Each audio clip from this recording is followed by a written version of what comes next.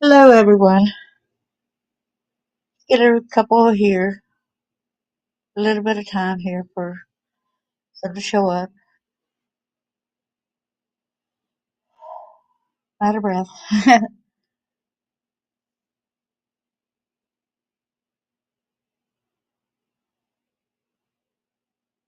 hope that y'all are doing well today. As I usually like to, I hope that y'all are doing well. For this version,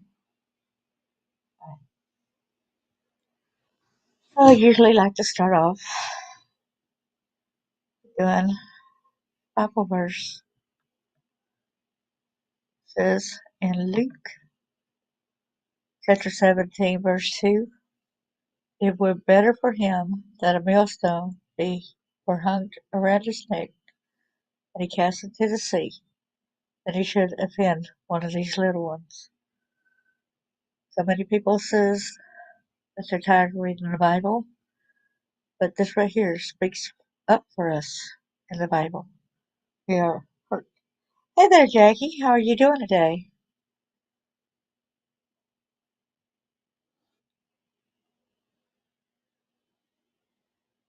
Good to see you.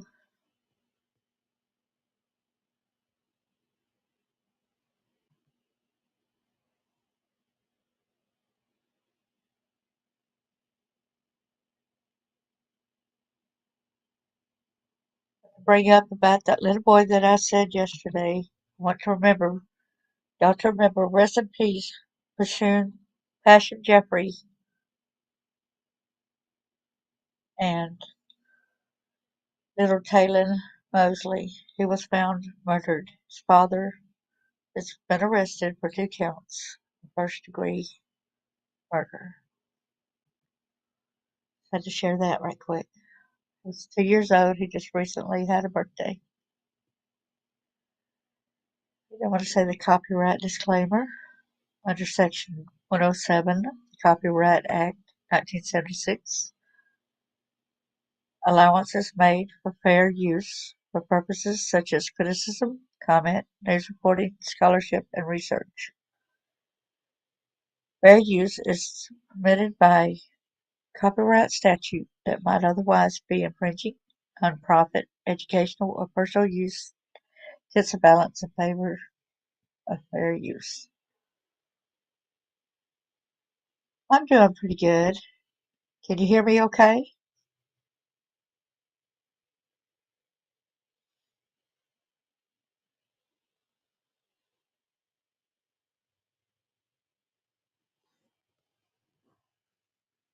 I was crying a lot yesterday when I was doing the lives when it was Amber Alert about that little boy, and to know that they found him in the alligator's mouth.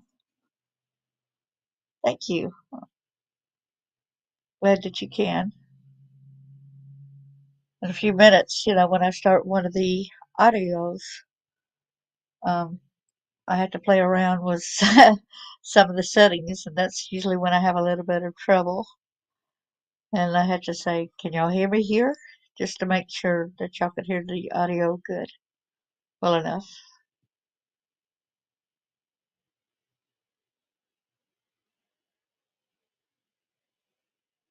Have y'all heard the story about the little boy that we're speaking of today, Thomas Valva?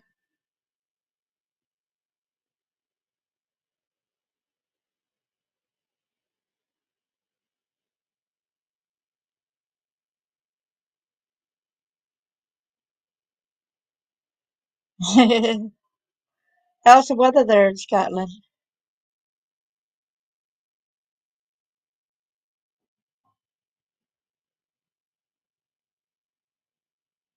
I just said that, then the whole place, I guess the wind's up out here. You hadn't heard about this?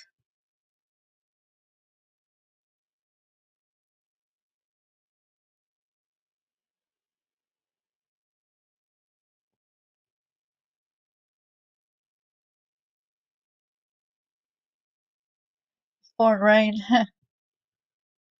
Oh man, we had some places in like Indiana and Illinois that had tornado warnings, and there was a concert going on.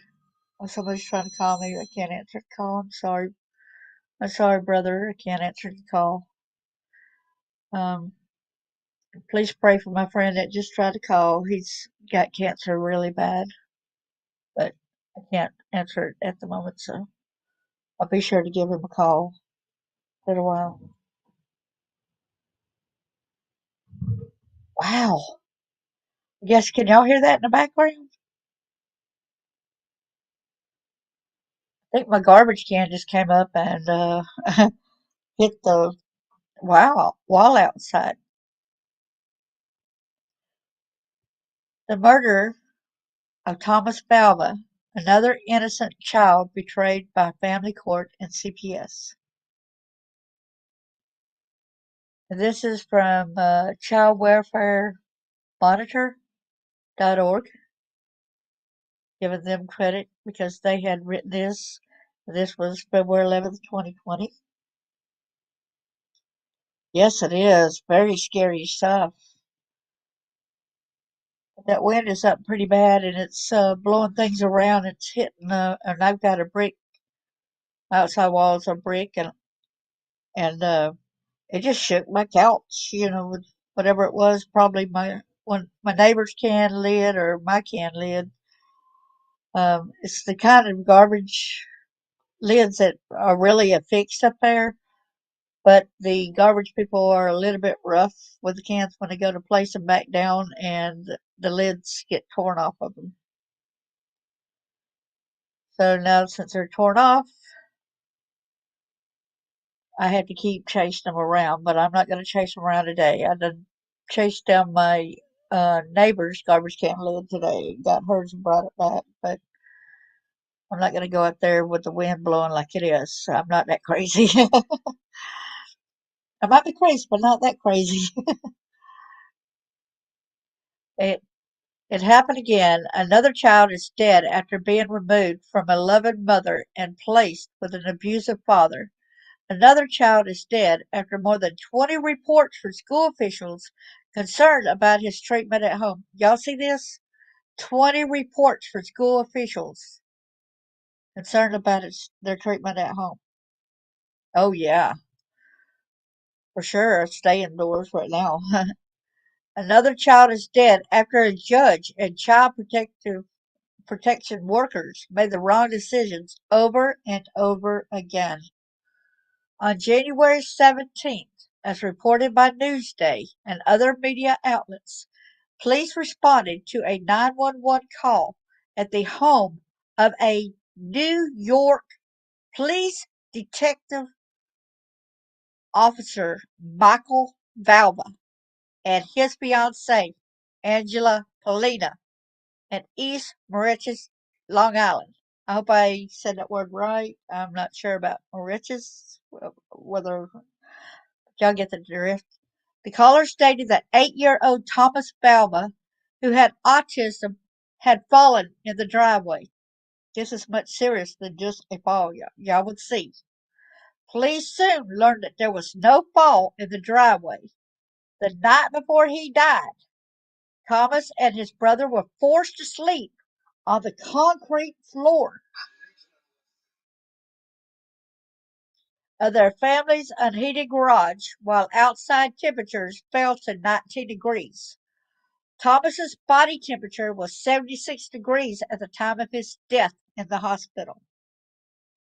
A chilling recording obtained by the police records the father mocking his dying son, who repeatedly fell when trying to walk, jeering that he was cold.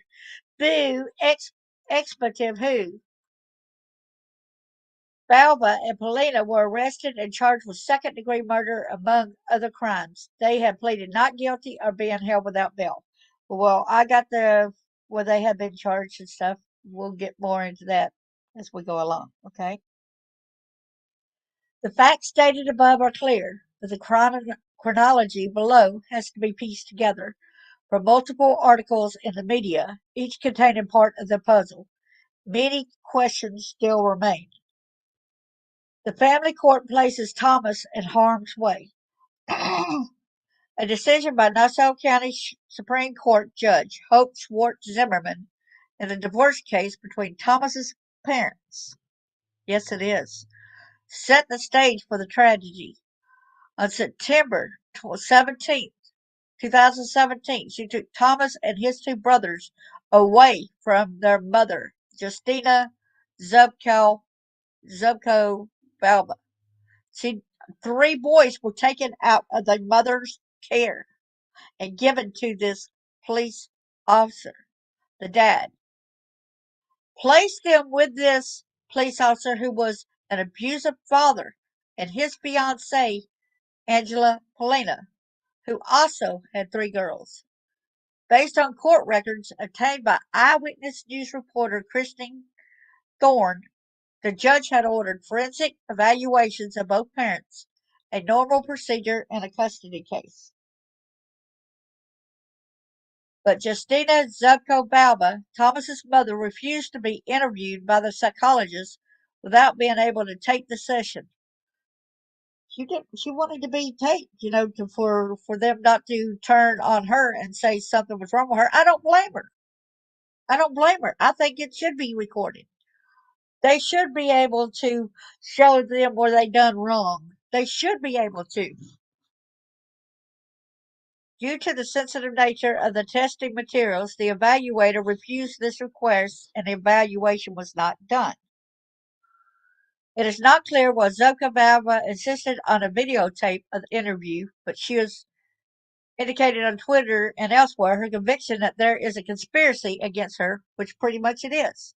They would have used anything. I've got a lot of friends who CPS had taken out of the mother's care because they have went and said that their spouse was abusive, and yet they go ahead and give it to the abusive spouse. The judge don't want to hear it. CPS don't want to hear it, so they try to cover that information. They're trying to cover their butts.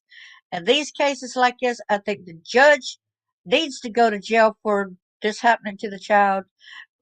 Knowledge, they knew about it. The mother had warned them, you know, they knew about it, but they didn't care. According to the court papers obtained by Eyewitness News, that there's certain things that have to be done in terms of preparing this case for trial. And until that happens, I can't have the trial. So I'm awarding temporary custody of the children to the father. They were using that as an excuse. They were going to use anything as an excuse, okay? Why would they even award him custody knowing that he's an abuser? They got the proof from they got the proof because the school systems have been warning. The judge's reasoning is unclear from the quotes provided by Eyewitness News, but the most plausible explanation is that she gave custody to Valva in order to pressure Zubko Valva to submit to the evaluation. If that was her goal, it was certainly improper. Improper. I'm getting tongue-tied. As children should never be treated as tools to gain a parent's compliance, and it certainly did not achieve its intended effect. Ms. Zubko Balba was, by most accounts, a devoted mother. She trekked daily to Manhattan to bring her autistic sons to a special school, struggling to provide for her children with minimal support from Mr. Balba. After their separation, she had taken a job as a correctional officer to make ends meet and keep them on the same health insurance plan as they had before. Dr. Kim Behrens, a behavioral psychologist who worked with the boys, told the Daily Beast that Miss Balba, one of the most loving, caring, devoted mothers I've ever met. The children's pediatrician and neuropsychiatrist who examined both boys also praised Miss Balba. Judge Zimmerman never got to hear from them thanks to Zubko Balba's own refusal to submit to the court ordered evaluation. She probably wouldn't. Don't say thanks to her not doing it. Excuse me. Excuse me. Don't blame her for doing this. She could have still heard the evaluation of these other people. Don't make excuses. Do not make any excuses. When you got other people proving about how good of a mother she is, and this, do not make excuses saying that we could not hear from them because you refused to submit to a court-ordered evaluation. That's when they want to say that you're sick, you deem you irresponsible, not healthy enough to be able to take your kids. That's where a lot of my friends had ended up losing their kids because doing that evaluation for the court system, which they ended up kidnapping their kids, which is wrong. And they are getting abused by the abusers still today. CPS seals Thomas's fate. The decision to place Thomas with her father opened the door to his murder, but it was the egregious failure of Nassau County Child Protective Services over the succeeding 2 years that sealed Thomas's fate. After Valva and Pollina gained custody of the boys, they were apparently able to coach them to accuse their mother of abuse. By October 2017, Zoko Valva was being investigated for child abuse. It appears that CPS actually substantiated the trumped up charges and brought her to trial for abuse. That's what they try to do. They try to get this and get it worked around. Since he was a police officer and he's no more in the society and he's got more money, da da da da da. You know, that's the way it works, how they're doing this. The charges were dismissed in April 2018. Thus, the temporary custody stretched to become a long term arrangement as Ms. Zupko Valva was apparently denied even visitation with her children. That's like a lot of my friends, they're even denied once the abuse charges were filed or substantiated by CPS.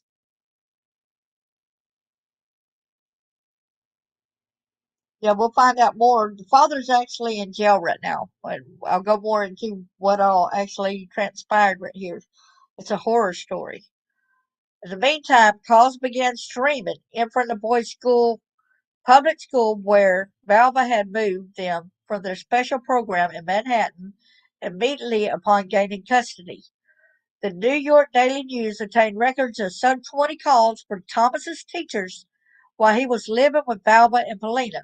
The calls reported that Thomas and his brother Anthony, who was also autistic, missed school for 2 or 3 days at a time, showed signs of physical abuse, and often arrived to school hungry and dirty. Good best place for the father. Yep. The Daily News found that at least one abuse allegation that Thomas had a black eye was substantiated against Valva and Pollina, but that CPS concluded that it did not rise to the level of immediate or impending danger or serious harm. No controlling interventions are necessary at this time, CPS said. Another report alleged that Anthony had been coming to school with his backpack soaked in urine. As a result of the child being soaked in urine, he has a foul odor and he's extremely cold, the report continued. The CPS still keeps saying it's not important enough. It's all right. Just let it go. Another call reported that Thomas had a welt on his forehead caused when Michael Valva threw a backpack at him. Put in mind, Valva is a New York Police Department, an officer. He should be protecting us and even his own children. The report continues that Valva refused to let the two boys be interviewed at school where they might have felt freer to speak or to allow the other children in the home to be interviewed. Yes, exactly. However, the New York State Child Protective Services manual states that if CPS has refused access to the home or to any child in the household, the CPS worker, in consultation with the CPS supervisor, must access within 24 hours of the refusal, whether it is necessary to seek a court order to obtain access. Allowing an abusive parent to deny access to his children effectively neutralizes CPS's ability to investigate. Why did CPS fail to follow its own procedures? And see, yet they were bashing on her and refused to even let her have visitation. And this right here is the proof that they were the abusers. They were not feeding the kids, they were starving them. At least one allegation apparently resulted in CPS monitoring Valva for a year under a court order that also required him to take parenting classes and refrain from harmful activities, according to Newsday. This order was apparently imposed by Suffolk County Family Court Judge Bernard Chang, who was also presiding over the child abuse trial of Zubko Valva. Sorry, that person's trying to call again. All right. The divorce case with Judge Zimmerman was in Nassau County Supreme Court, but the case closed and the children were left to their own fate. It appears that Judge Chang sensed that something was badly wrong in the Valva household, but felt his hands were tied. If you're a judge, your hands aren't tied. Do your duty. Protect the kids. You got a lot of laws right there. Just because he's a police officer does not mean your hands are tied, not unless you're getting paid money under the table. Sorry, I get wound up. The Daily News cites the judge expressing concern in February 2019 about several issues. Excuse me. Anthony arrived at an interview walking bent over at the waist and complaining his backside was sore. Anthony's the other brother, of Thomas. His school reported that he arrived with injuries so severe from beatings that officials needed to ice down his buttocks and upper thighs. Judge Ching indicated that Anthony said that his father told him to say he does not get hit at his house. Excuse me, couldn't blame the mama this time, could you? She has no visitation. She has no rights. So maybe in a way it was good that the mother did not see them at this time, but that's when they should have intervened and took the kids away from the dad. Even then. But still, I guess nothing, huh? 10-year-old Anthony had lost 6 pounds in 1 month. And these are growing boys. They're supposed to be gaining weight. And Thomas gained just 4 pounds in the 12 months of 2018. Teachers at the boys' school told investigators that the children could not concentrate due to hunger and were looking for food in garbage cans or off the floor. In his April 12th decision dismissing the charges against Ms. Zubko Balba, the judge stated that he found the father's denials of abuse less than credible, since his testimony changed when he asked for more detailed accounts. But despite expressing all of these serious concerns, the judge took no action to protect the boys. The attorney for CPS argued at the February hearing that the concerns brought up were non-issues. So guess what? That's why I think you need to be charged for the murder also. If you think that it's okay for the child to be abused and starving and all this, it's a non-issue. I think you need charged with the crime just as bad. Police is corrupt. They save each other and other crimes, but can't do a job to keep a kid safe. How have we got here to do this? It's crazy, isn't it? Judge Chang disagreed with him, stating that the concerns were valid. He also stated, with more knowledge of the child development, that CPS, that deterioration in Anthony's level of functioning suggests that his needs are not being met. But he said he had to rely on the opinions of CPS investigators. See, he should have made CPS investigators do their job. He could have went higher to another judge or whatever. He should have went higher. He's he's the one that uh, is the judge on the case. He should reprimand the CPS worker. He should do more about this. It just shouldn't say, but I got to rely on the opinions of CPS investigators. Hell to the freaking no on this. Sorry for cussing. But the statement is confusing to this former social worker who has more than once been overruled by a family court judge. It is hard to say what is more astonishing that Judge Ching was aware of so much credible evidence of abuse and did not order the removal of the children despite CPS's opinion, or that CPS thought the children should be left in this lethal home. I would call it lethal. Christina Zubka Valva has custody of her surviving two sons now. She was granted that custody by another judge at an emergency hearing following Thomas's death, but it was too late for Thomas. Inquiries are underway into Judge Zimmerman's conduct in the case as well as the actions of CPS. Nail them to the coffin. Exactly. Nail them. They deserve it. Why were Thomas and his brothers not protected? More information is necessary to make conclusions about why the system failed. The factors that affected the court case, Ms. Zubko Balba's intransigence and the judge's inappropriate response may be specific to this one case, but widely known systemic issues with CPS appear to have played into this tragedy. High CPS caseloads, they want to say this is a high caseload. No, it's something even more because CPS are going above and beyond. They're not really caring about the welfare of the children. So I'm not going to listen to the caseloads and stuff like that because I do not believe that had a factor in this at all. When they said that it was that it did not matter that this has happened. What were the words that she exactly used? Not non-issues. They were saying there were non-issues. Excuse me, if they already knew the case and stuff and it's non-issues, they had like 20 calls from the school letting them know about this. Oh, but it's a non-issue, making it difficult to substantiate abuse, but the overwhelmed CPS explanation can only take us so far. And it said that CBS News New York that workers did what they were supposed to do in Thomas' case, but their hands were tied. No, they did not do what they could. That is ultimate blatant falsehood. It's a lie.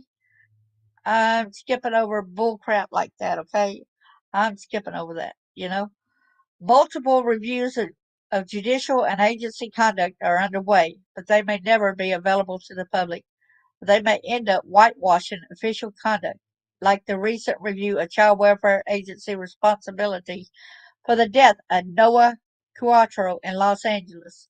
Needed is an independent agency such as the Inspector General for the Department of Children and Family Services in Illinois, which reviews such cases and publishes detailed summaries that are redacted to preserve the confidentiality of living children and innocent adults. Exactly. It's a massive fail. You lose one children, and look at these kids. They're going to forever be, have to pay for this. Some analysts say the focus on fatalities is not useful because they are atypical. I disagree. Fatalities and other extreme cases are the tip of the iceberg. That is the total universe of abused children.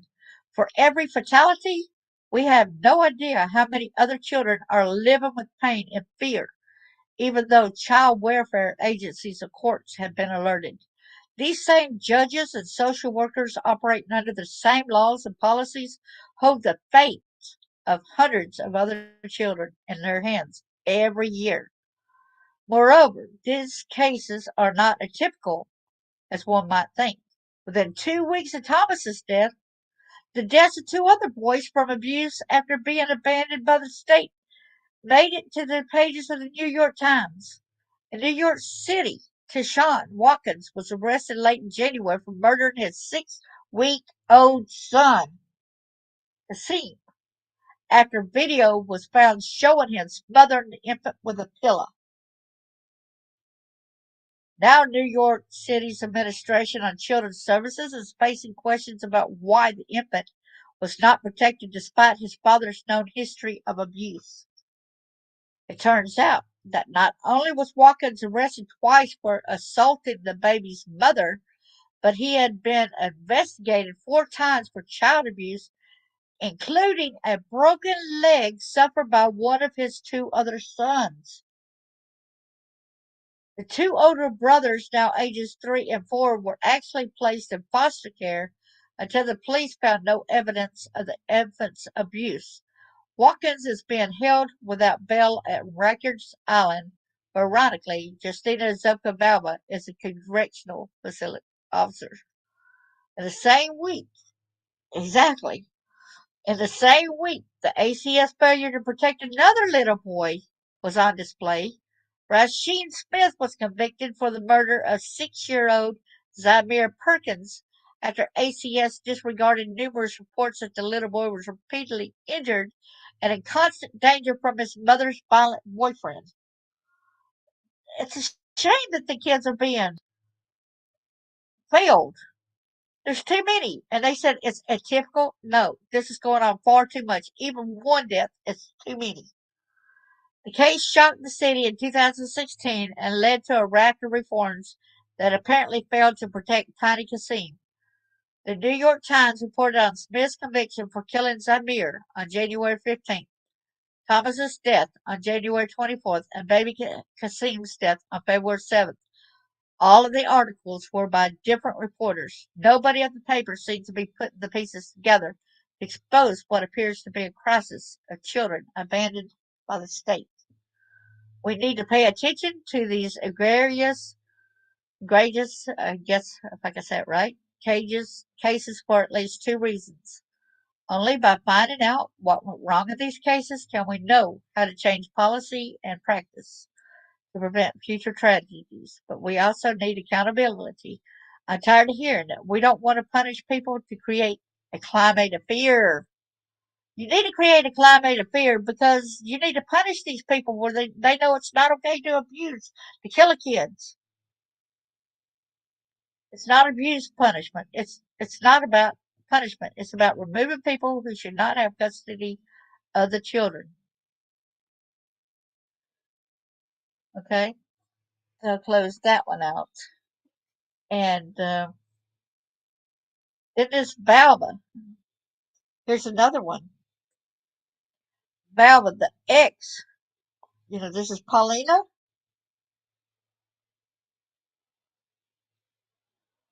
No, we don't really have nurses that come out to see the kids like that. And that's a shame, too. Look at this little boy. This is Thomas right here. Look how cutie pie he was.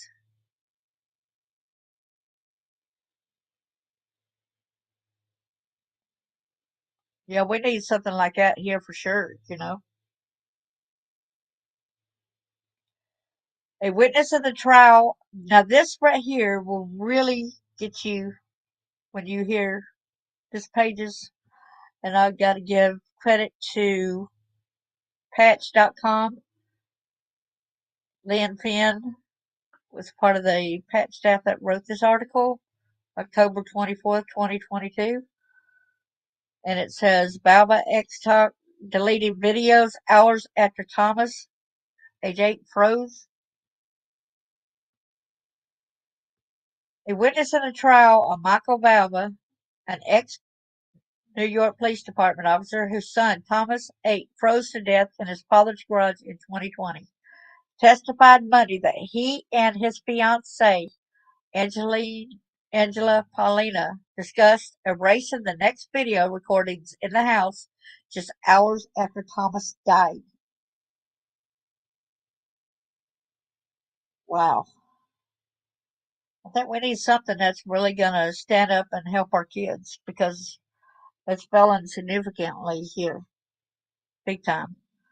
Valva, along with Pollina, who had a separate trial because the trials had been happened since this has been written.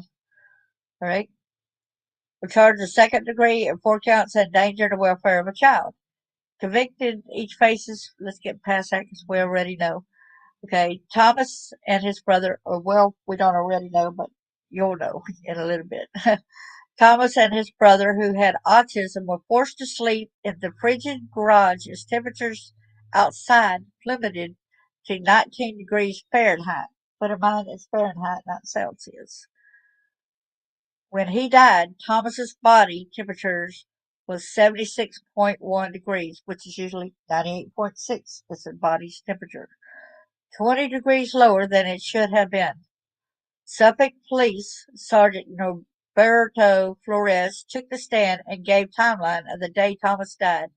When asked about a point of the Nest video at 2:36 p.m. on January 17, 2020, Flores said, "I'm gonna try to see you can get this a little bit where you could where you could actually said he, Valva, Pollina, and New York PD chaplain and other police personnel were at the home on Bittersweet Lane in Center Moriches. At first he said he was speaking to Valva and Pollina was speaking to the chaplain. Perez said he was offering condolences. Valva and he discussed a possible media release. Would definitely help. Can you write to your local government and highlight stuff like this abuse and how the system needs changed?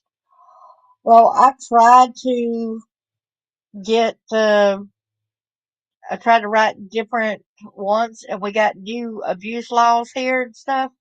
And like I had said recently, I tried to give light to um, this other case that happened here in Tennessee about Gracie Solomon and her brother that was her brother actually that was killed. I believe the father killed him, Grant Solomon.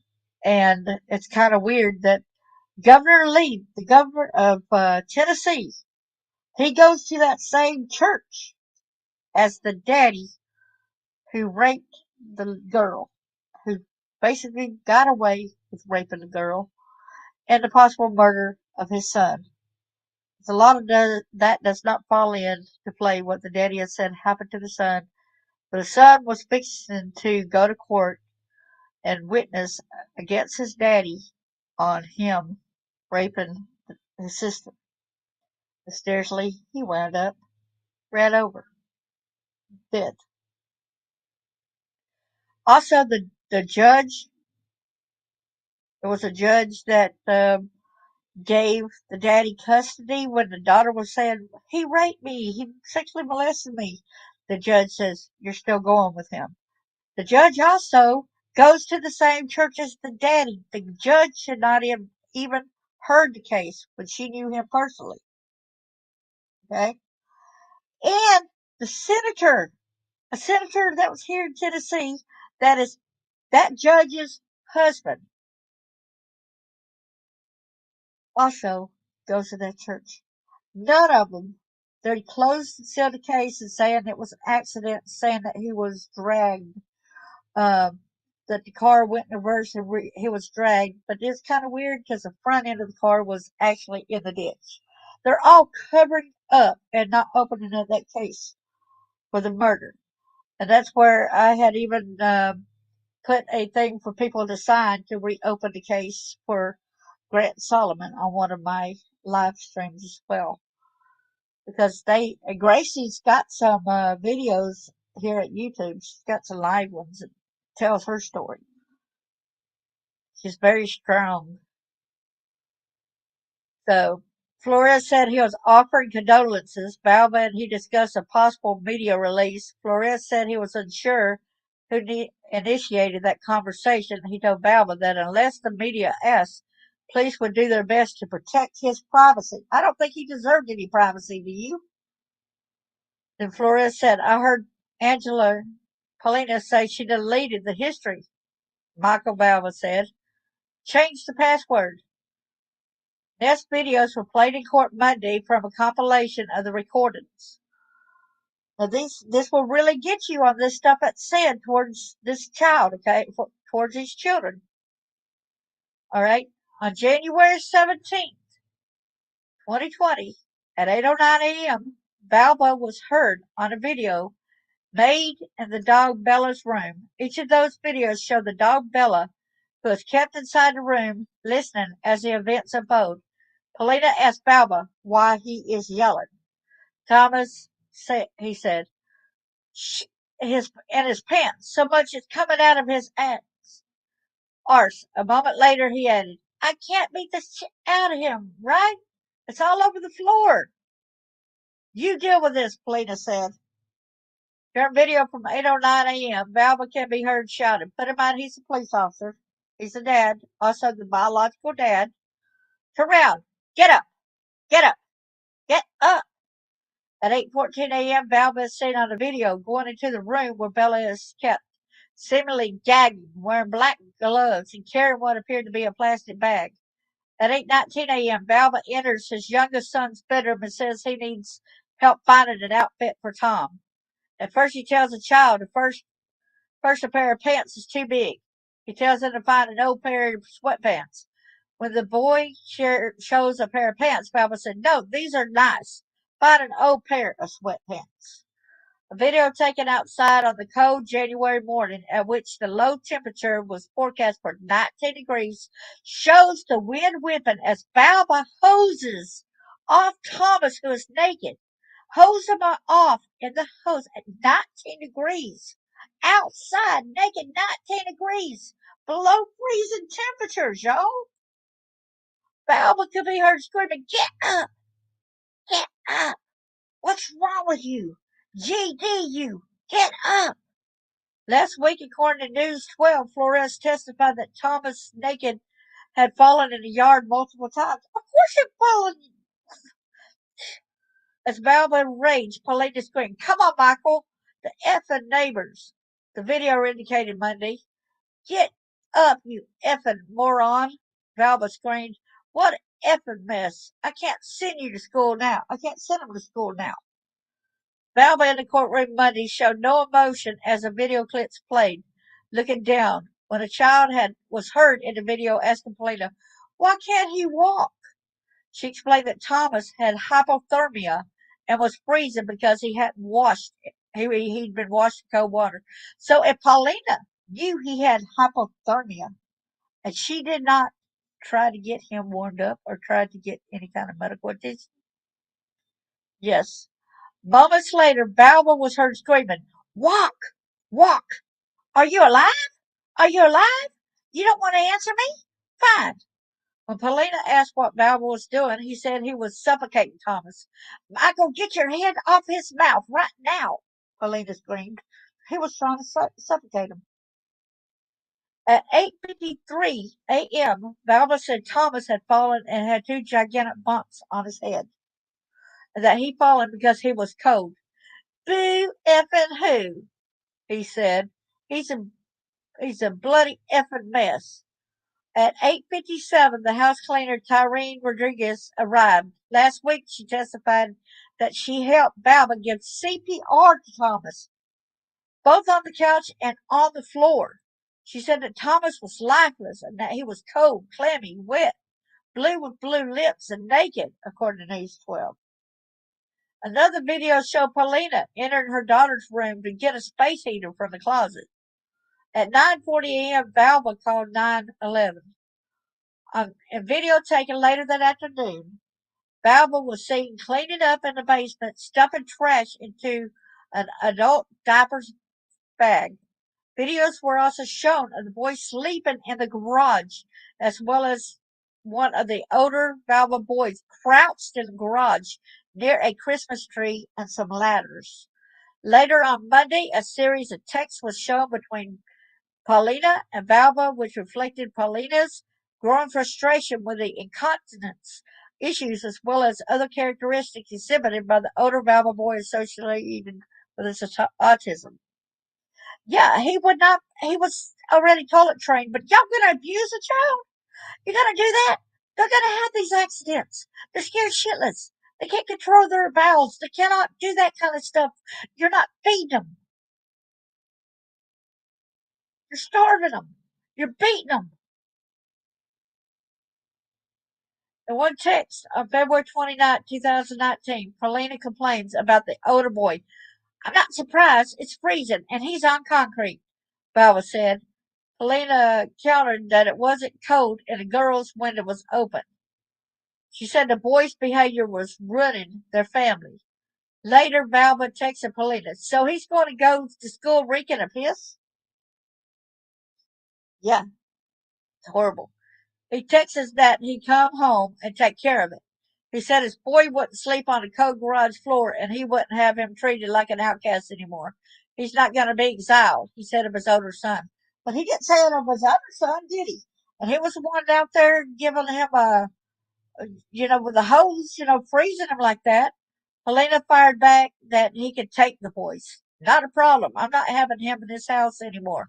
I need to be thoroughly clean. You don't want him exiled? That's what he wants. You're using his autism as an excuse. He's not coming in this house. I'm going to throw that backpack into the garage and open the door when it's time for school. Helena also, according to the text shown, accused Balba of babying the older boy. You kiss his F and ass. At the point, Valva texted that it was effing killing me to see him suffer like this. Something is wrong. Well, why are you making him suffer then? It's not this boy's fault. You're the one that's making him suffer. Quit saying that it's killing me seeing him suffer like this. Then why are you doing it? You're a police officer. Then why the heck are you doing it? Do you not have any dang morals? Helena added, this is a behavioral issue. He's a stubborn bit. I don't even want him in my garage anymore. I don't want him here, and I don't want him around my girls anymore. Why do they not just go ahead and hand him over to the mother right then and there? Okay?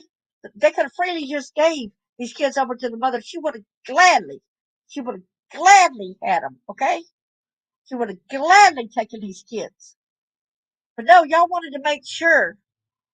Probably because you didn't want to pay child support, mister? Is that what the problem was? You didn't want to pay child support? Is that why you didn't want her to have the kids? Balba countered, I don't want my son living like a prisoner. What about your other sons you had living like a prisoner? Your sons, your boys, not just one, more than one that was living like a prisoner. Paulina said if he didn't want the boy living like a prisoner, he could figure it out. I don't want him here no more. There's a rule. Peeing in the pants, not coming in the house. She added that she would not live her life that way and could not marry Valva with the older boy exhibiting the behavior that he did, as well as the incontinence issues. Like we said, they were already had the incontinence issues fixed, and then they divorced, they separated, the wife and the husband, and now that he's got them and abusing them, right. Defense attorneys have argued that Valvin never thought his son would die in a garage, and that he was a man trapped by a lack of money due to contentious divorce, with nowhere to go with the three boys, and Paulina threw him out, something that put him under enormous pressure. You thought his son would die in a garage? You thought your son would die in a garage after you went outside and you washed him with a hose in 19-degree Fahrenheit temperature? Freezing temperature, and you brought him back in there and there's no heat? You had him to lay on the cold concrete floor? No heat? No electricity in there whatsoever? Nothing to keep him warm? Common sense! You knew damn well he would die. You didn't care. As a matter of fact, a little bit earlier, remember, you were suffocating him. You had your hand over his mouth trying to kill him. Ah. Valva's attorney, John Lowe Turco, did not respond to multiple requests for comment Monday. Yeah, I do tell him off, don't I? During opening arguments, Assistant District Attorney Laura Newcomb told the jury that Thomas had an accident and sold himself. She said, began screaming, stop pooping! I should make you eat this! This crap.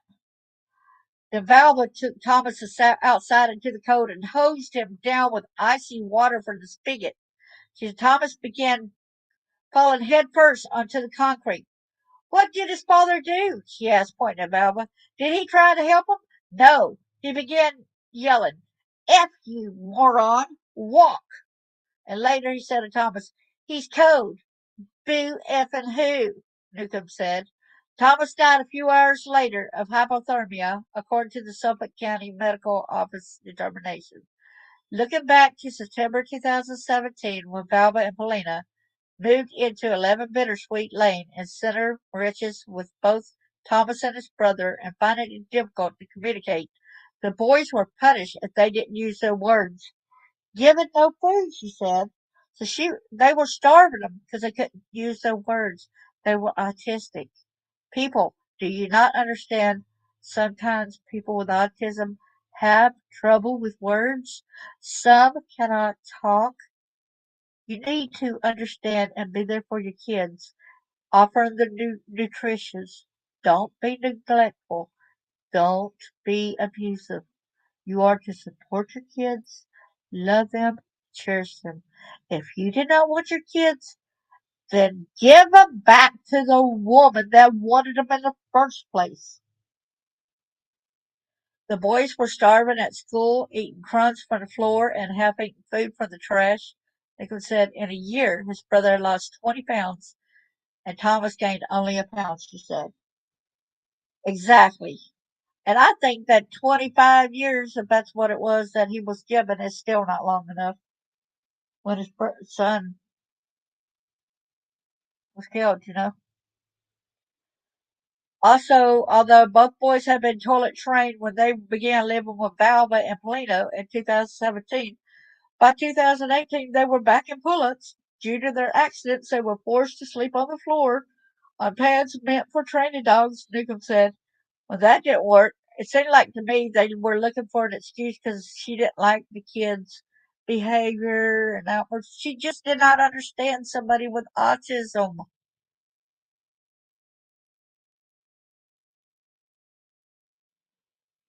So when they had autism, you started already didn't want them in the house because I don't want them around my daughters. Boo hoo! Don't, no, no, no. Instead of showing them compassion and love and empathy and being there for the kids. When that didn't work, they were forced into the backyard alone in a tent while the rest of the family slept upstairs in their warm beds, she said.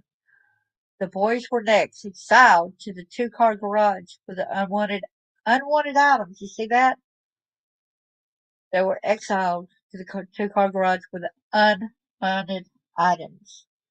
A life-size Halloween werewolf, a Christmas tree, no heat, no insulation. By the time of Thomas's death, the boys were living out of the garage. There was also physical abuse. Newcomb said the boys were slapped and punched. Teachers reported red marks, scrapes, and bruises, and their sole clothes reeked of urine, she said. Juries will see proof, Newcomb said, because 11 Bittersweet Lane had the Nest video record system that saved information to the cloud. So although, see, Pollina deleted the videos, guess what? They were still saved in the cloud. Thank you, Nest Video, for saving it into the cloud where they could bring it back down and show how these two people were the proof of how they did these kids. You can see the abuse they endured at the hands of their father, Newcomb said. And she added, there are texts Newcomb read one that said if the boys, if they refused to listen, would be put out in the snow. Or another, I'll beat them until they bleed, Newcomb read. Another video showed Monday afternoon depicted Valva beat one of the boys in a garage. They are boys. Boys, they are not grown men. Love, nourish, treat them good. You can get there are classes that you could take. You took them out of the system where they were doing well when they were in that special school, when they were with their mom that helped them with their autism. And then you changed their life around and gave them a house of hate, a house of horror, a house of shame. Defense attorneys, however, maintained that Pollina was a dominant person in a relationship whose trigger was a voice incontinence that sparked her anger. It doesn't matter which one was a dominant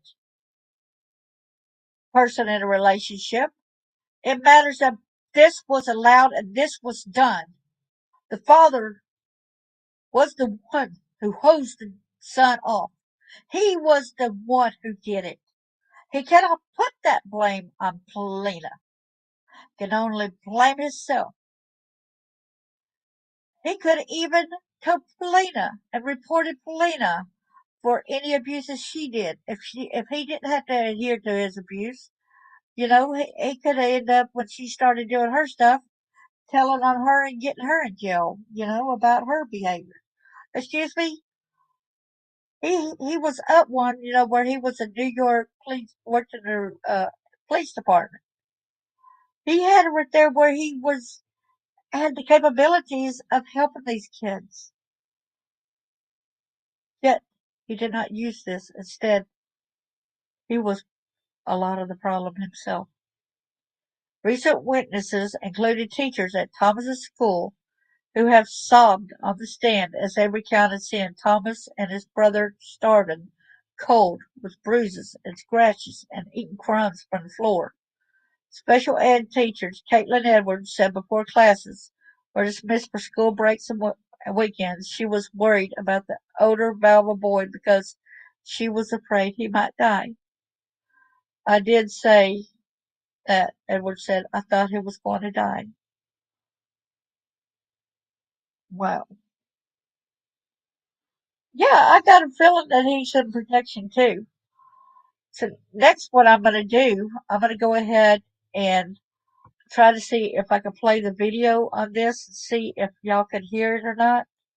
So I'm going to have to change the settings on this, y'all. So y'all, after it starts playing, y'all will see the video and y'all let me know whether or not y'all can hear it because y'all won't be able to hear me once I change this, all right?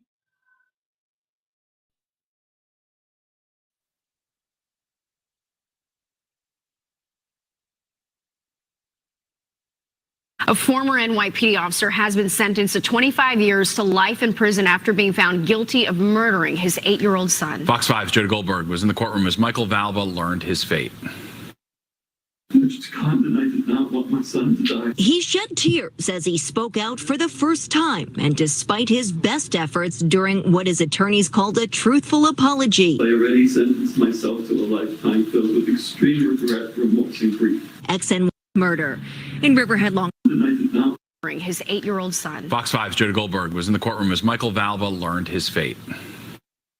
I did not want my son to die. He shed tears as he spoke out for the first time, and despite his best efforts during what his attorneys called a truthful apology. I already sentenced myself to a lifetime filled with extreme regret, remorse, and grief. Ex-NYPD officer Michael Valva was handed the max sentence of 25 years to life. An 8-year-old boy who right now should be getting excited for Christmas is dead. The 43-year-old was convicted of murder last month in the death of his son Thomas, who died of hypothermia back in January of 2020 after being forced to sleep in the family's freezing garage. We can never let this happen again. An emotional message from the judge followed by applause from parts of the packed courtroom.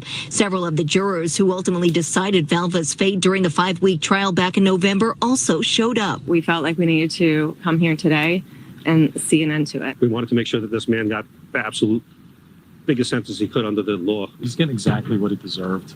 He's a horrible human being. Prosecutors who argued for the max sentence all along said Valva, who even from a jail cell will continue to have more luxuries than Thomas was ever given, including food and heat, completely and utterly failed as a father. Because of this defendant, we will never know what Thomas could have been, what he could have become, and what his mark on the world would be. But Valva's attorney said while his client may have acted recklessly, he wasn't a cold-hearted murderer. There was a perfect storm of uncontrolled outbursts and a series of poor decisions. Valva's defense team plans to file a notice of appeal. Now his ex-fiancée Angela Pollina will head to trial in February for her alleged role in Thomas's murder.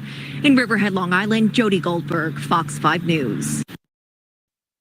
Recordings just got better. Hey, it's Dana from StreamYard. I'm so excited to announce that local recordings are now available on StreamYard.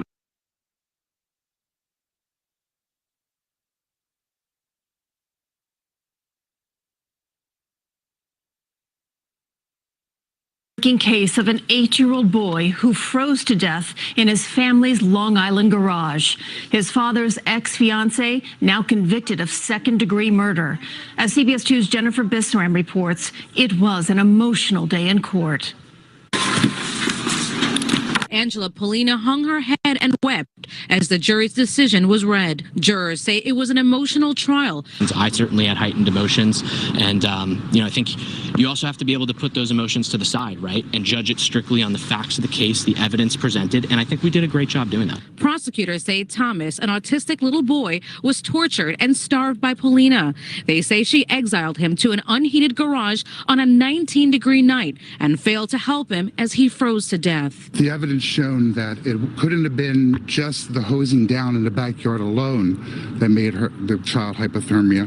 That meant it was also the basement, the garage floor, which the defendant was involved with making the child sleep there. I think this type of case, it just impacts so many of us in so many different ways. It tugs, tugs at our hearts,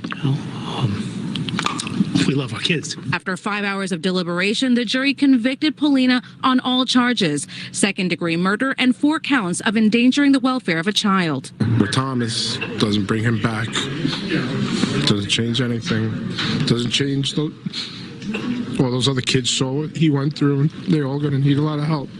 Michael Valva, Thomas's own father, a then NYPD cop, was convicted of murder in the death of his son in November and is serving 25 years to life. Try to learn lessons from what happened in this case and to take steps to make sure that something like this never, ever again happens in Suffolk County. On Long Island, Jennifer Bisram, CBS 2 News.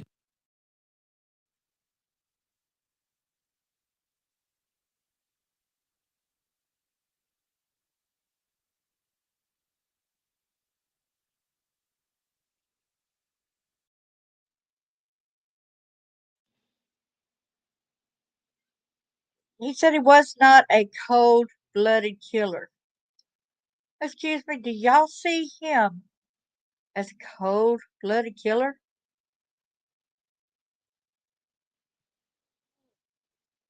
He beat him so many times. He starved him so many times.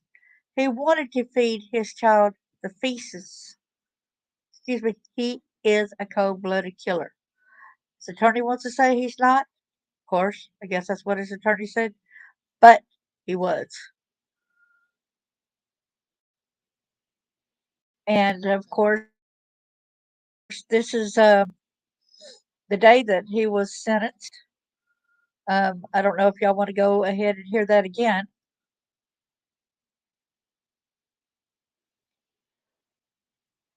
It says, right here, jury found Michael Valva guilty of 5 charges, including second-degree murder last month.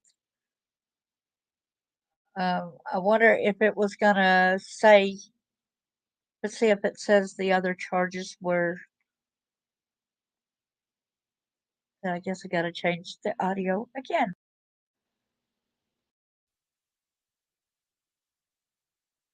$25 years to life. That was the sentence given to a former NYPD officer convicted of killing his 8-year-old son. A jury convicted Michael Valva of second-degree murder. Prosecutors say Valva forced his son Thomas, who was he froze to death. Today, the judge in the case became emotional as he talked about the final moments of Thomas's life and the fear he experienced. Long Island reporter Shantae Lance was in the courtroom in Riverhead and joins us now live with more. Shantae. Liz, speaking for the first time, Michael Valva sobbed and apologized. This as the judge threw the book at the ex-cop for killing his own autistic 8-year-old son. My actions were neglectful and abusive to my boy, resulting in the tragic death of Thomas.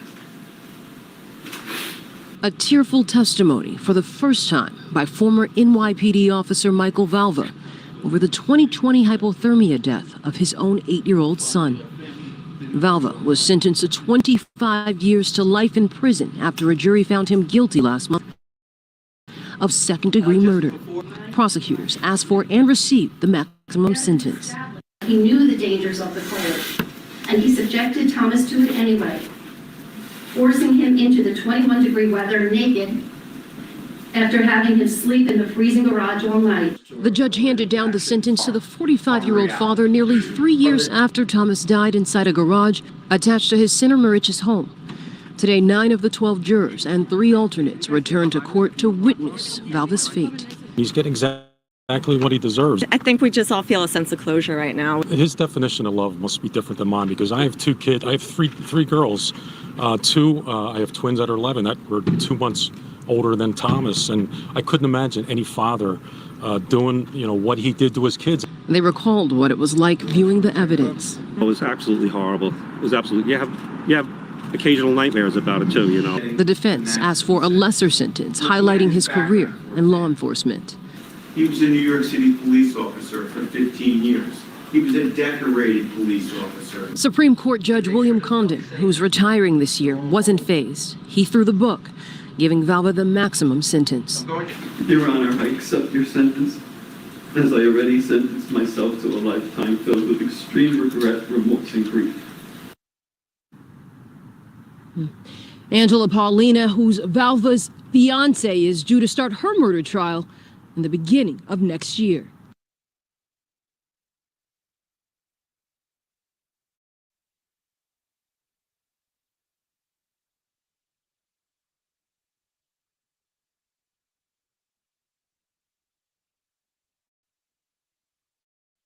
Stories that inform, inspire, and brighten your day. The best part of fame is making people feel good. Make every day a little more like Sunday morning. Here comes the sun. Stream now on the free CBS News app. As follows, I think you have copies, is that correct? Yes. Very good. Time is 3:05. The jury has reached a unanimous decision. Both sides ready for the jury to come out? Yes, Your Honor. All right, bring the jury out, please. Bring the alternates out first, I'm sorry. Let the record reflect that the jury note number 4 is now Court Exhibit 7. Very good, thank you.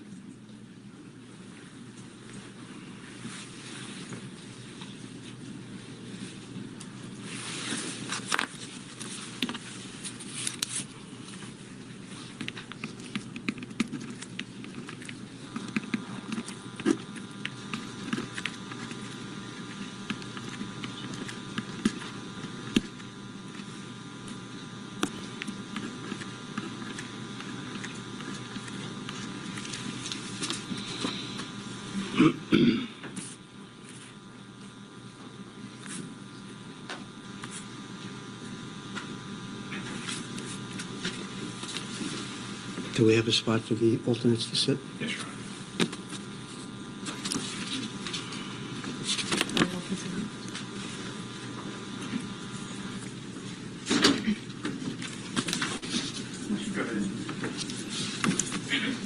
Alternate jurors entering. Thank you. You can have a seat right in front.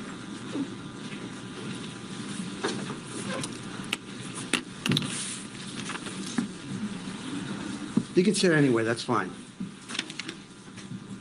All right. Ladies and gentlemen, the jury has reached a verdict. So obviously, you are discharged from your jury duty. We just wanted to thank you publicly for serving as alternates. As you saw early in this case, alternates became very important. That's why we kept so many. Fortunately, no one else had to leave. So we just want to thank you for staying on this case as you have. You're welcome to stay for the verdict. We've arranged to have seats available for you if you want to watch the verdict with the rest of us. You're welcome to do that, or we can have you escorted out of the building through the back. It's up to you. Okay. All right. Officer, would you put them? Sure. And then after the verdict is over, you're welcome to come back into the jury room when I talk to the jury, okay? Very good.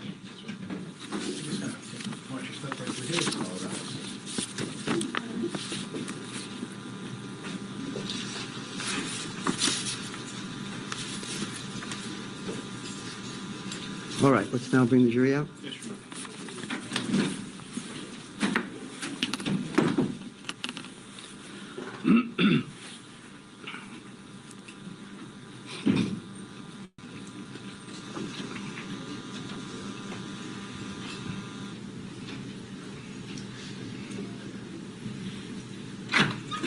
Jury entering.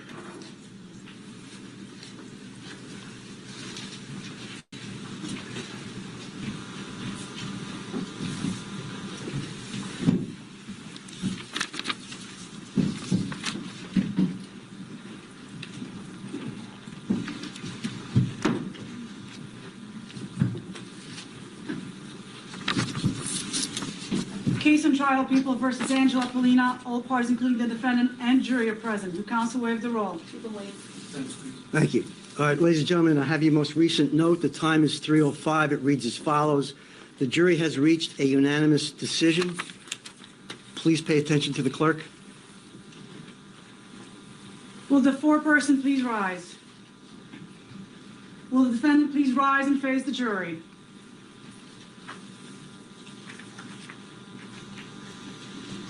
How do you find the defendant, Angela Pollina, as to count 1, murder in the 2nd degree? Guilty or not guilty? Guilty. How do you find the defendant, Angela Pollina, as to count 2, endangering the welfare of a child? Guilty or not guilty? Guilty. How do you find the defendant as to count 3, endangering the welfare of a child? Guilty or not guilty? Guilty. How do you find the defendant as to count 4, endangering the welfare of a child? Guilty or not guilty? Guilty. How do you find the defendant as to count 5, endangering the welfare of a child? Guilty or not guilty? Guilty. Please be seated. Ladies and gentlemen of the jury, listen to your verdict as the court records it. You say you find the defendant as to count 1, murder in the 2nd degree, guilty. As to count 2, endangering the welfare of a child, guilty. As to count 3, endangering the welfare of a child, guilty. As to count 4, endangering the welfare of a child, guilty. As to count 5, endangering the welfare of a child, guilty. So say you all? Yes. Do you want the jury polled? I'm okay, thank you. Okay, The verdict is unanimous, Judge. thank you.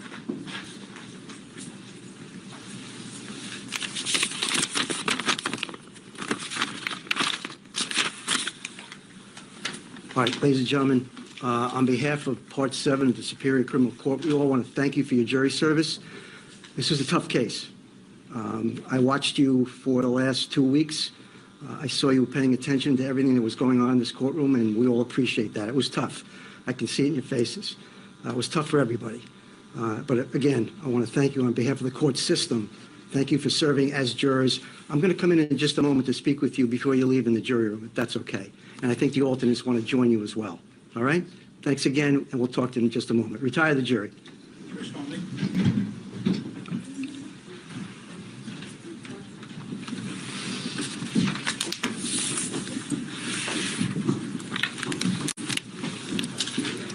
What's the in court? 411.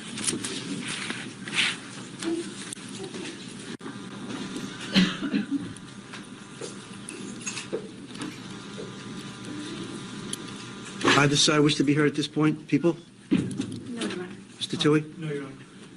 All right. What's the, April 11th, Your Honor. for sentencing? Is that good for you? Yes, thank you. All right, we'll put this on for April 11th for sentencing.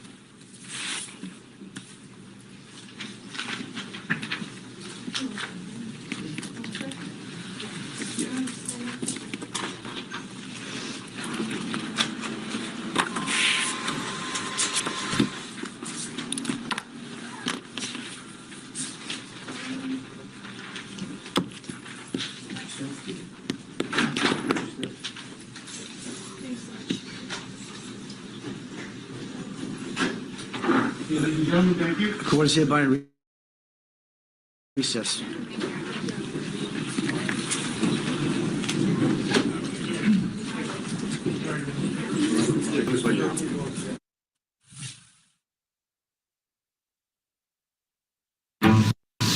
A young mother found dead in her car. Where's the gun, sir? It's right here in her hand. It appears she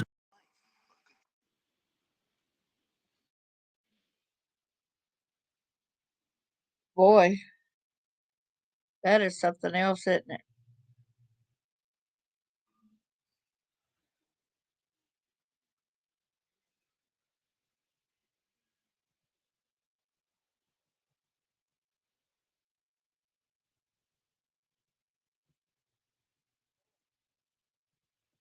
I'm trying to find out how long she was sentenced for.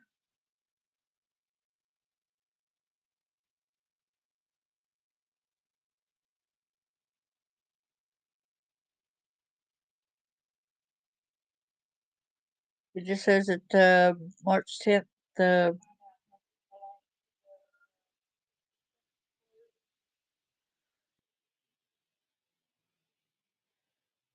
I don't see how much her term is.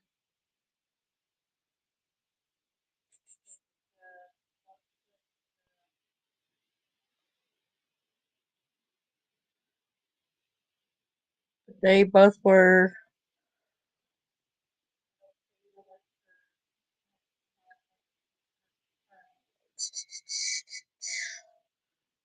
I don't know if they're going to go ahead. I think they should already had the. Whoa! Wow! Wow! Wow! Wow! Wow! I got to share this with y'all too. Oh man, I got to share this with y'all.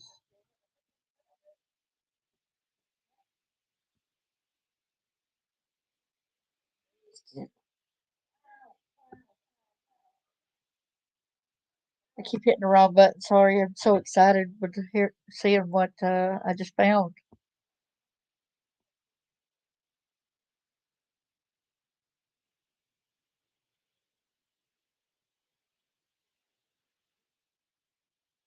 Y'all look.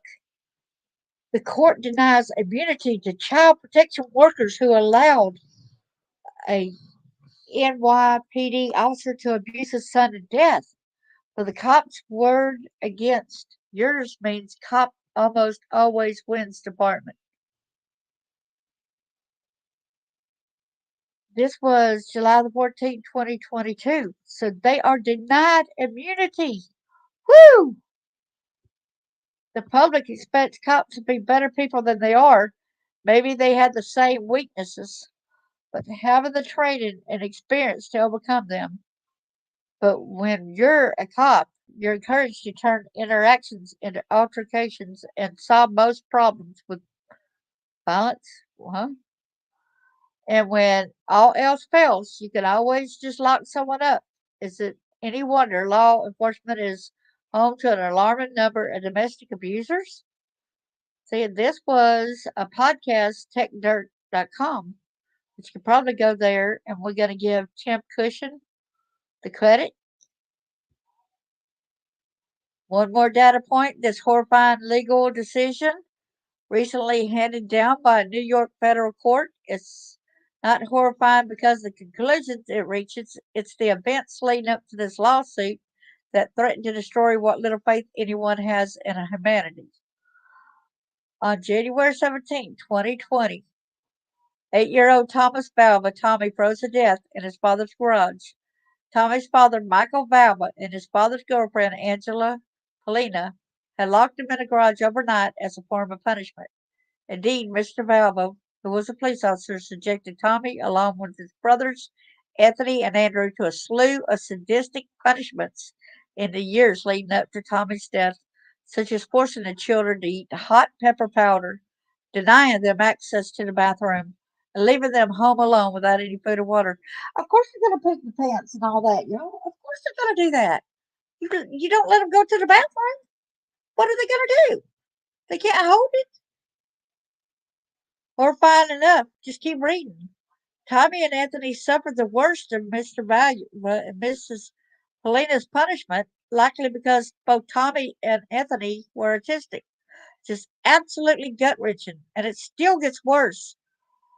Forcing Tommy and Anthony to sleep in sub-freezing temperatures on a cold cement slab in the garage was so common in Mr. Valva and Miss Pollina's household that they referred to the garage as the kids' room.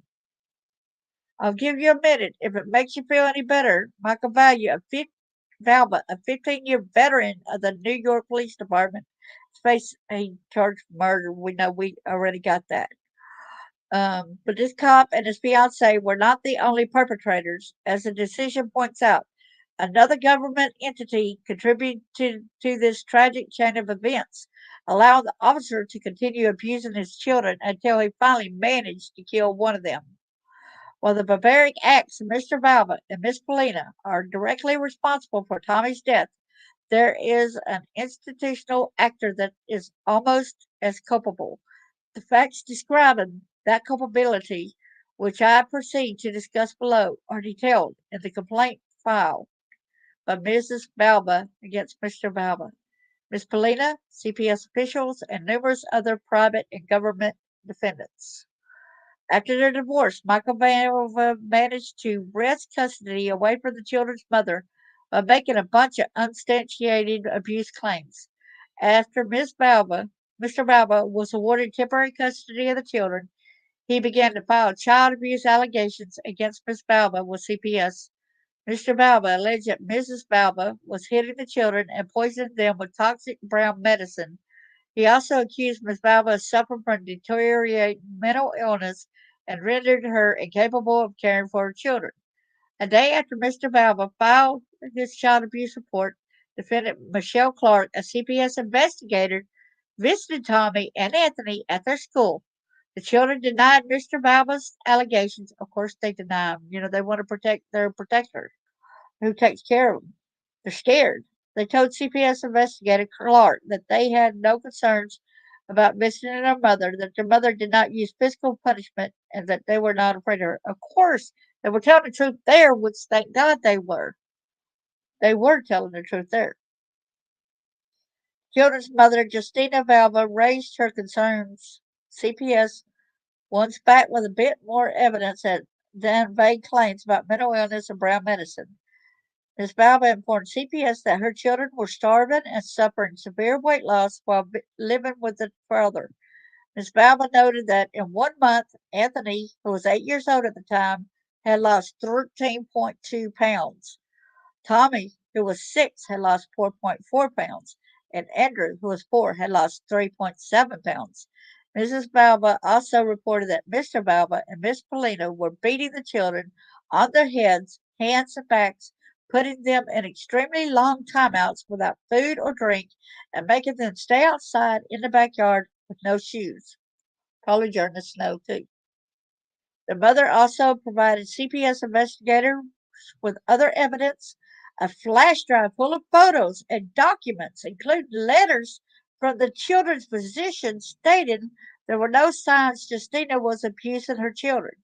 It also included a letter from one of the children's psychologists stating that removing the children from her care would result in development regression for one of her autistic children, as well as psychological and emotional distress for all 3 of her children. She also provided certified transcripts and recordings of Officer Valva and his girlfriend forcing the children to repeat phrases like, "I don't love you, Mommy." Her first complaint was closed by the CPS 2 days after she filed it, with no apparent investigation taking place. Her second back with a flash drive full of evidence and was also closed 1 day after it was filed.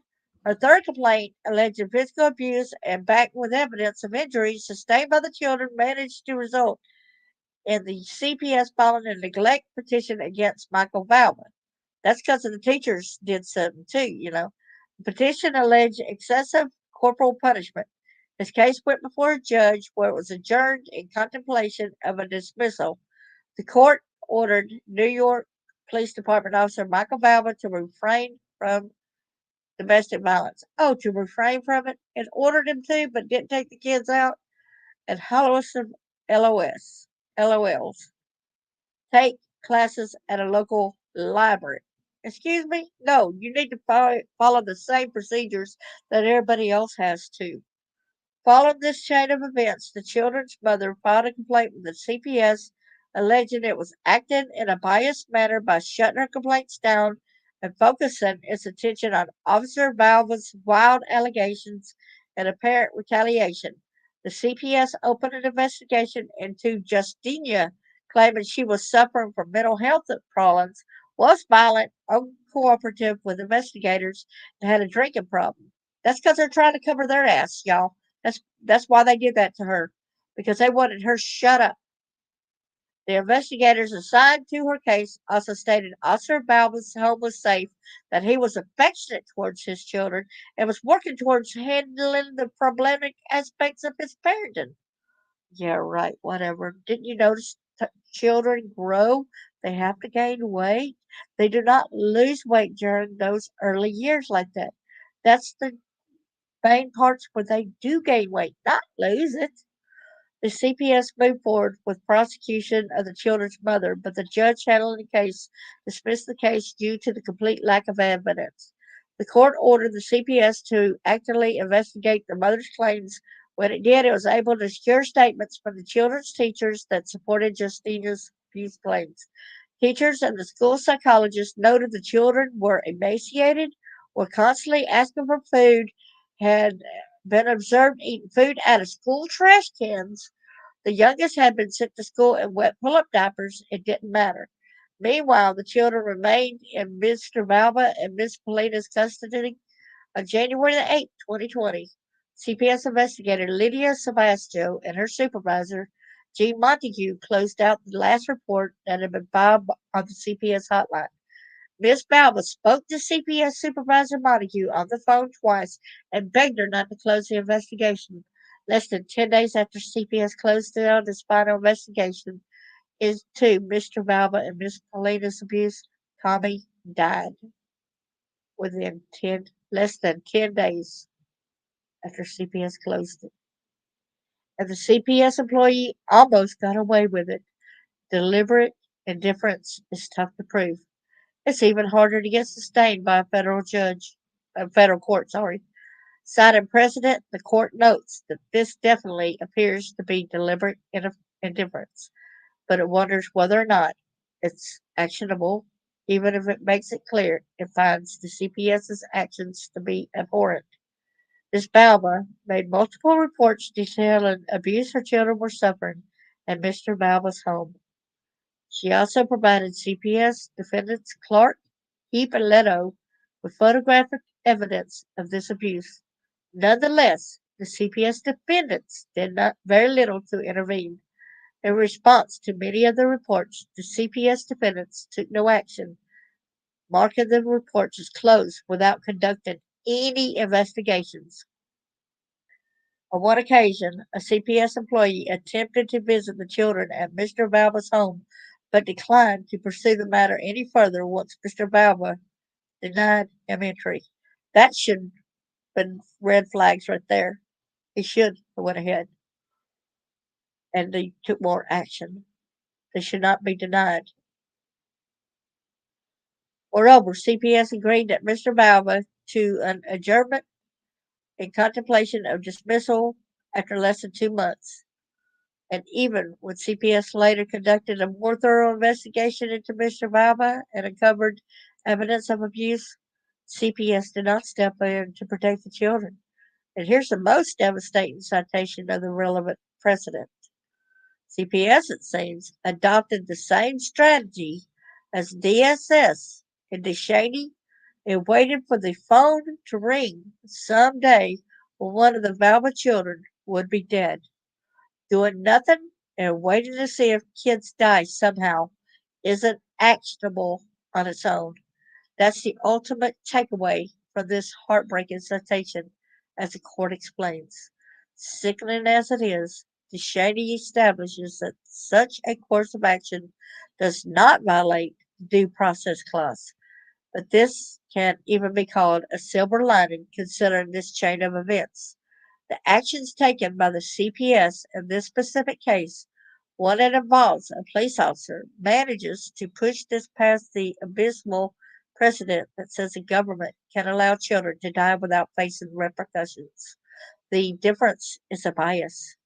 The record shows CPS routinely blew off Mrs. Valva's complaints and only went into action until prompted by a court order. After the children's mother filed a complaint against the agency, and that action targeted the person filing the complaint rather than the person actually abusing the children. The CPS acted to protect its own, Michael Valva, New York Police Department officer, a fellow government employee, and that's what makes a due process claim stick. The fact that CPS made it clear through actions and or lack of actions that Officer Valva had nothing to fear from his fellow government employees. To be clear, what distinguishes this case from DeShaney is not Mr. Valva's knowledge that CPS was not moving against him, despite the evidence of his abuse they possessed. Joshua's father must have also possessed such knowledge in DeShaney. Rather, what is different here is that Mrs. Valva's allegations plausibly demonstrate that CPS took affirmative actions that demonstrate to Mr. Valva not only that they had informative information implicating him that they were not acting on, but also that even with the evidence they possessed, they had effectively concluded that Mrs. Valva, not him, was the guilty party in this ordeal. Knowing this, Mr. Valva could logically conclude that he did not risk serious repercussions from his and Mrs. Pollina's continued and intensifying abuse of his children. Thus, Mrs. Valva plausibly alleges that state officials communicated to a private person that he or she would not be arrested, punished, or otherwise interfered with while engaging in misconduct that is likely to endanger the life, liberty, or property of others. The deliberate indifference claim survives, so do other claims, including abuse of process, malicious prosecution, and denial of fair trial. The CPS defendants are unable to sidestep any of these. The court says they're not entitled to either absolute or qualified immunity. Absolute immunity fails because, as alleged, the CPS employees violated the mother's rights while active as investigators rather than prosecutors. Qualified immunity fails because it's unclear at this point whether the CPS had any legitimate basis for initiating neglect proceedings against the children's mother. More facts are needed, and the CPS cannot expect to be excused before more facts are in. The government protected its own, and that's what ultimately hurts it. With any luck, the mother who was not just ignored but investigated until one of her children was killed by her cop ex-husband will be able to find some sort of closure by holding these CPS employees responsible for for participation. However, disconnected in this murder, it will ultimately be taxpayers footing the bill. But the information gleaned from this case will highlight just how little the government cares when bad cops do bad things. And this is where the memorandum is right here in the random order. Y'all can see it right here. I think it's got a place where it can also be downloaded. And I'm so glad that also when I did a search, I saw this. This might help some of my other friends that are going through similar with the CPS not investigating the case that went on to where they were investigated instead of the culprit abuser being investigated. So I think this should help them possibly. And maybe they could even reach out to this podcast, Tech Dirt podcast. Maybe they could go in and try to speak with Tim Cushing on this. Maybe, just maybe, he could speak and help one another through these tough times, these problems. Thank you so much for coming. I appreciate you. God bless you, Jackie and Merle, everyone else that is here. Thank you. Bye.